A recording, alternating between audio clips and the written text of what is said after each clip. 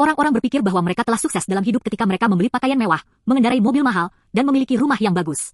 Tetapi sementara mereka bekerja keras untuk mendapatkan lebih banyak dan mengelola apa yang mereka miliki, mereka sering lupa bahwa ada sesuatu yang jauh lebih penting untuk diperhatikan. Dalam 1 Samuel 16:6-7, ketika Samuel melihat Eliab, ia berpikir, pasti inilah orang yang diurapi Tuhan. Tetapi Tuhan berkata, jangan melihat penampilan atau tinggi badannya, sebab aku telah menolaknya. Manusia melihat penampilan luar, tetapi Tuhan melihat hati.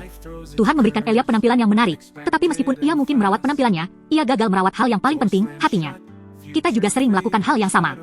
Kita begitu sibuk mengurus penampilan, bakat, dan kepemilikan kita, sehingga kita tidak menyempatkan diri untuk memeriksa pikiran, emosi, dan kehendak kita.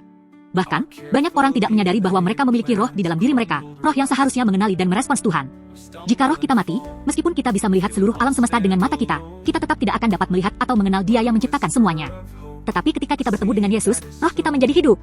Kita dapat mengenal Tuhan, berjalan bersamanya, dan memiliki hubungan yang nyata dengannya.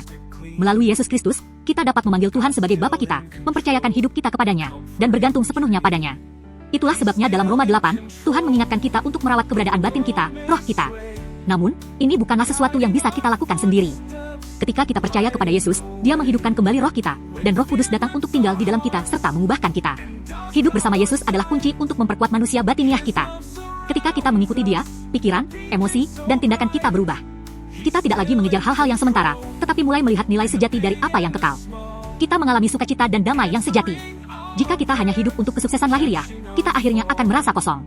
Tetapi ketika kita mengundang Yesus ke dalam hati kita menemukan kepuasan yang sejati.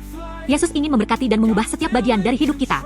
Keindahan dan kesuksesan sejati bukan hanya tentang apa yang terlihat, tetapi tentang keberadaan batin kita, hidup dalam persekutuan dengan Tuhan, dan mengalami sukacita serta damai sejahtera dalam Yesus.